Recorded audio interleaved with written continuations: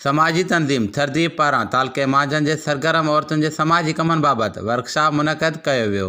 थरदीप पारां union council Shah waste तालके मांझनि में मुनक़द कयल वर्कशॉप में 5 यूनियन काउंसिल जे सरगर्म औरतुनि शिरकत कई, जिन पंहिंजे पंहिंजे LSO पारां कयल मुख़्तलिफ़ कमनि बाबति वर्कशॉप में ब्रीफिंग ॾिनी, जिन में बग़ैर व्याज जे कर्ज़, ग़रीब माज़ूर ऐं बेवाहनि जी माली मदद, पीअण लाइ साफ़ पाणी जी फ़राहमी, पक्का रस्ता, हेल्थ इंश्योरेंस कार्ड तहत मुफ़्त में इलाज जी सहूलत ऐं हुनरी सिख्या शामिल आहे।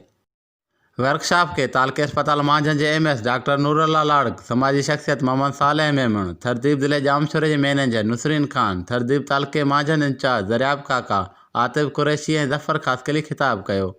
ख़िताब कंदे MS डॉक्टर नूरुल्लाह लाड़क चयो त थरदीप हमेशह सिहत जे हवाले सां ज़िले हुकूमत सां भरपूर सहकार कयो आहे।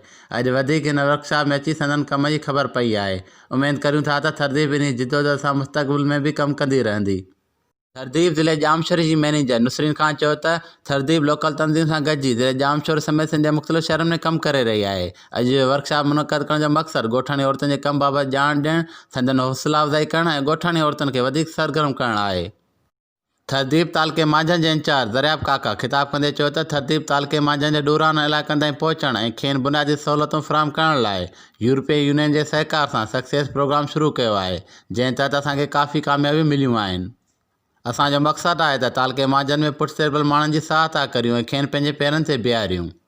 वर्कशॉप में अलीम अबड़ो, अज़हर गंभीर, नेलोफर जोणेजो, अमीना सुमरो, शहरबानो उमराणी ऐं कलसूम ब्रह्माणी समेत तालके मांझनि जे सरगर्म औरतुनि पिणु शिरकत कई।